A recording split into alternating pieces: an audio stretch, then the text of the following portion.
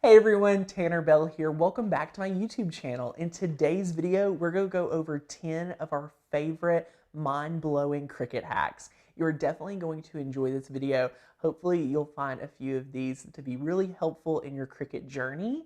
You never know, one of these tips and tricks could change your whole crafting ability. And if you're brand new to our channel, first I want to say hello, I'm Tanner, and we're super excited that you're here. You definitely want to take a look around the channel for individual craft tutorials, so be sure to go ahead and hit that subscribe button and give the video a thumbs up because we're really proud of these Cricut hacks. So let's jump into it. First up, it may sound a little crazy, but be sure to keep all of your Cricut tools in one place. So we use just this clear box so that we can see straight through it, and we have all of our Cricut tools in one place so that we know where to go when we're needing our tweezers, our scissors, anything like that, our weeding tools, and it's going to save you a lot of stress trying to go around your dining room, wherever you use your Cricut, hunting for those misplaced tools. Get you something and keep them all in here so that you have all of these ready to go when you're working on a craft project. Number two, if you have watched any of our past videos, you know I'm a huge fan of weeding on the mat.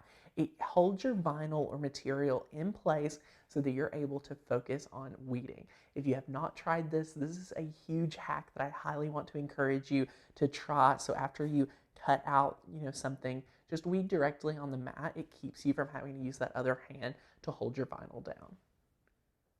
Number three, always make test cuts with new material. If you're using something like a new glitter cardstock, always make a little test cut. We highly recommend using a circle or maybe even a heart to try out at 2 or 3 inches with those different materials to make sure you're getting a great quality crisp cut and that you've chosen the right setting for that. It's great for working with those new materials, but not really necessary for those materials you've been cutting for years. Again, the importance of that is so that you don't waste a whole sheet of material and you've only, tested a few inches. It's really great and you're bound to enjoy it. Number four, believe it or not, you're able to use Crayola markers in Clamp A as a great little pen in case that you already have these and you don't want to invest in the Cricut pens or anything like that. These are a great alternative to test out and try, but be sure to do this on your own. Cricut does not recommend this. They highly recommend using just their pens, but it's definitely something I would recommend for you guys depending on your projects. We really love this and it's super fun.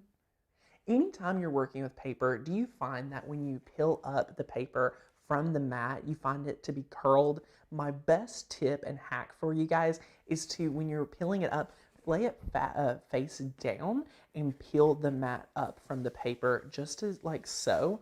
And that's the best way to get the most flawless results and make sure that your cut image is not going to have any curls. It's going to be flat as can be. All right, number six, you're going to want to have some rubbing alcohol in your craft stash. This is great for any slick surfaces. Think of plates, glass, mugs. You want to be able to wipe off those fingerprints with the rubbing alcohol so that your vinyl is able to adhere properly to that glass or slick surface. It is a game changer for all of our craft projects, and we know you're going to enjoy this hack too. In between cleaning your mats, be sure to have some baby wipes ready to wipe your mats off if there's any residue or anything on them, and the baby wipe is going to help keep from interfering with losing the stickiness. So it's great to have some of these to wipe your mats off in between your cleanings. And if you're wondering exactly how to clean your Cricut mats, be sure to check out our How to Clean Cricut Mats video linked down below for you guys to reference. Next up, you may also want to have some painter's tape on hand, and we like to take this when we're weeding to our less dominant hand. So like I'm right-handed, so we're just going to apply some painter's tape onto our left hand, just like so, and then we're going to rip it.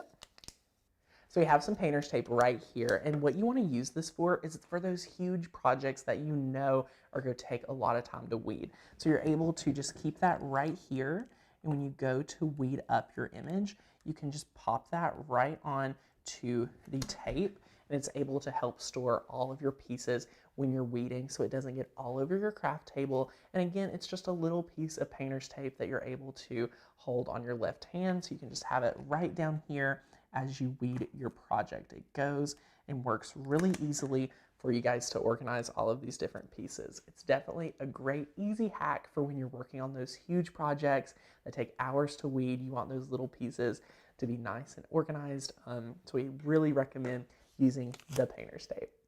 For our Cricut Explorer and Cricut Explorer Air friends, we highly recommend, for a quick little hack, to always leave the material setting to custom, so that you're able to select that in Cricut Design Space instead of accidentally having it on vinyl or iron-on when you're actually cutting cardstock. Leaving it in custom will let you know that you always need to select that in Cricut Design Space. So we love that, and you're always going to have the proper material setting for each material. Last but not least, be sure to reuse your transfer tape. We found that we're able to get up to 7 flawless reuses out of one piece of transfer tape.